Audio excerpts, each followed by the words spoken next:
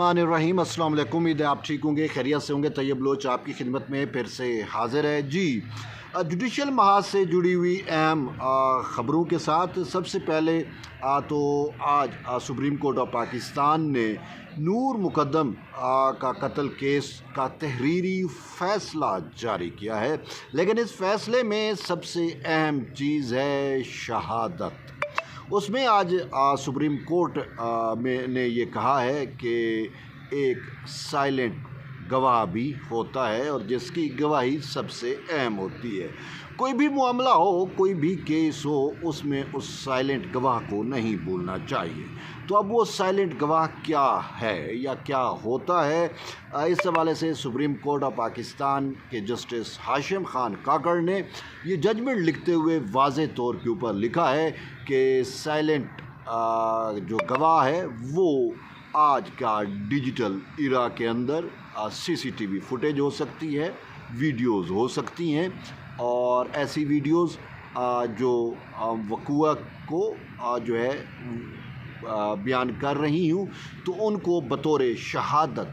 कबूल किया जा सकता है। बेसिकली जैसे आपको इल्म है कि नूर मुकद्दम के मैटर के अंदर सीसीटीवी फुटेज भी हासिल की गई थी, उनका फ्रांसिक कराया गया था, और वो सीसीटीवी फुटेज किसी और की नहीं, ख़ुद जो कातिल ज़ाहिर जाफ़िर हैं उनके घर की थी। तो उनको काबिले यानी कि शहादत के उसमें उनको जो है वो लिया गया और उसकी शहादत को बुनियाद भी और बेस भी बनाया गया। तो इसी वजह से जस्टिस हाशिम खान काकड़ ने ये एक फ़ैसला दिया, और ये फ़ैसला बहुत सारे मुतअद्दिद केसेस पे भी असरअंदाज होगा, जिसमें 9 मई के केसेस हैं, जिसमें वो तमाम मामलात आते हैं जिनकी सीसीटीवी फुटेज मौजूद हों, और ऐसी सीसीटीवी फुटेज जिनको अल्टर ना किया गया हो, तो वो जो ट्रू फुटेज हैं वो जो है बतौर शहादत इस्तेमाल हो सकती हैं। इससे कबल सुप्रीम कोर्ट ऑफ पाकिस्तान के एक जज थे जस्टिस आसिफ सईद खान खोसा, उन्होंने वीडियो और ऑडियो वीडियो और ये जो डिजिटल टूल्स हैं, जो डिजिटल मामलात होते हैं जिसमें एविडेंस या डिजिटल एविडेंस जो है, इस हवाले से उन्होंने एक फ़ैसला दिया था, और उसने कहा था कि जो है वो कौन से पैरामीटर्स तय किए थे कि इन पैरामीटर्स की को मद्देनज़र रख कर फुटेज या जो फुटेज हैं रेलिवेंट वो बतौर शहादत इस्तेमाल हो सकती हैं, नहीं हो सकती। तो उन्हीं पर तबसरा फिर जस्टिस हाशिम खान काकड़ ने ओपन समात में किया था। उन्होंने कहा कि जस्टिस आसिफ सईद खान खोसा की जजमेंट की बात करें तो फिर खाना काबा के अंदर खड़ा हुआ शख्स भी अगर वीडियो के ज़रिए अपनी गवाही दे तो उसको भी नहीं माना जाएगा। लेकिन वो जो अब आप यूँ कह सकते हैं कि आसिफ सईद खान खोसा का फ़ैसला गैर मौसर हो गया, और ये हाशिम खान काकड़ साहब का जो फ़ैसला है ये अब जो है प्रोसिक्यूशंस के लिए जो है वो बड़ा संग मील की अहमियत इख्तियार करेगा, अहम साबित होगा मुतअद्दिद मुकदमात के अंदर, और इससे तहकीक में भी बेहतरी और इंसाफ की फराहमी में भी बेहतरी आ सकेगी। तो इसको खामोश गवाह कहा गया है। तो एक तो ये मामला है। दूसरा अहम मैटर ये है कि जो सुप्रीम कोर्ट ऑफ पाकिस्तान के चीफ जस्टिस हैं याया अफरीदी, उन्होंने जो है वो जुडिशल कमीशन का इजलास तलब किया है, और ये इजलास 19 जून के लिए तलब किया गया है। अब जुडिशल कमीशन के इजलास का एजेंडा जो है वो ये है कि जो कॉन्स्टिट्यूशन बेंच है, और ख़ासकर कॉन्स्टिट्यूशन बेंच को तोसी और कॉन्स्टिट्यूशन बेंच की सरबराह को भी जो है वो तोसी दी जाएगी कि वो जो है दिसंबर में तोसी दी गई थी, तो अब शायद जून में ये तोसी मुकम्मल हो रही थी, तो इस वजह से अब इसको दोबारा तोसी या एक्सटेंड किया जाएगा। एक्सटेंड बेसिकली हम कह सकते हैं एक्सटेंशन है कि कॉन्स्टिट्यूशनल बेंच जो है वो मज़ीद 6 महीने 4 महीने या जितना जुडिशल कमीशन फ़ैसला करेगा उतनी उसको एक्सटेंशन मिलेगी। और यूँ जुडिशल कमीशन ने जो है वो जो कॉन्स्टिट्यूशनल बेंचेस बने हैं उनको टाइम फ्रेम दिया है कि ये बेंचेस 6 माह के लिए, 3 माह के लिए ये تو اس وجہ سے وہ اب ٹائم فریم جب پورا ہو رہا ہے تو اب اس کو ایکسٹینشن ہوگی یا توسیع ہوگی، تو اس میں پھر ووٹنگ ایک بڑا اہم معاملہ ہے۔ تو ہوپ فلی جو ایجنڈا پہ یہ چیزیں ہیں تو وہ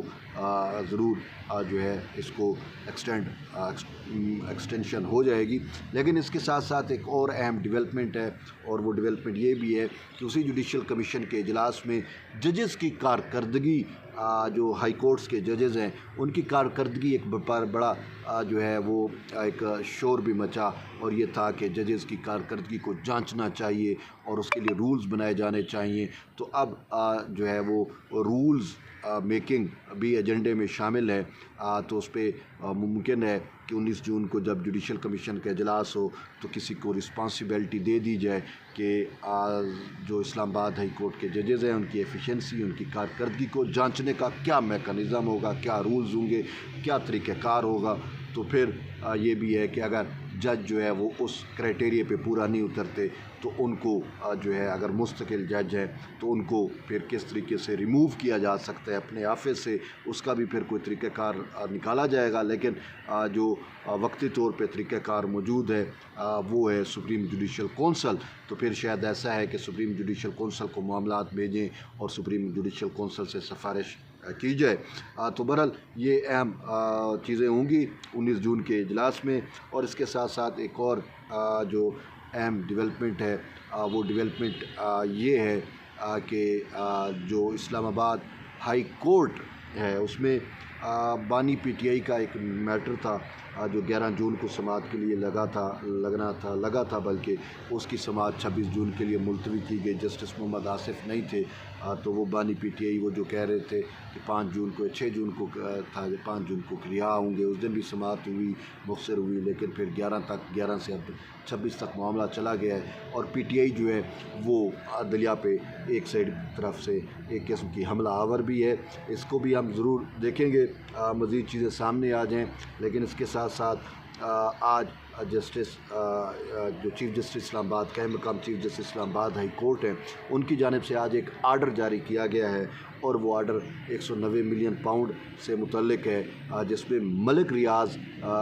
جو ہے وہ شامل تھے۔ ملک ریاض ملک سے باہر بھاگ گئے ہیں، وہ اس کیس میں شامل نہیں ہوئے۔ تو پھر ان کی جو پراپرٹیز ہیں، جو بیریا ٹاؤن کی پراپرٹیز ہیں، ان کو قرق کرنے کا حکم تھا نچلے کورٹ میں، اور ان کی پراپرٹیوں کو جو ہے ان کی آکشن ہونی تھی۔ تو اس آکشن کے خلاف جو ہے ملک ریاض نے اسلام آباد ہائی کورٹ سے رجوع کیا، اور جسٹس جسٹس جو ہیں اپنے قائم مقام چیف جسٹس سرفراز ڈوگر صاحب اور پھر جسٹس محمد آصف، یہ ان کا 2 رکنی بینچ تھا، انہوں نے جو ہے وہ اسٹے جاری کر دیا ہے، اور متعلقہ ادارے یا متعلقہ جو اتھارٹیز ہیں جو بیریا ٹاؤن کی جداد اور پراپرٹی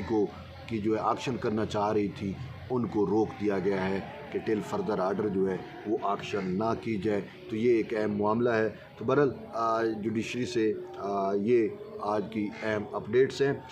تو ملتے ہیں ایک نئی ویڈیو میں، آپ اپنا فیڈ بیک ضرور دیں، تب تک کے لیے اجازت دیں، اللہ حافظ۔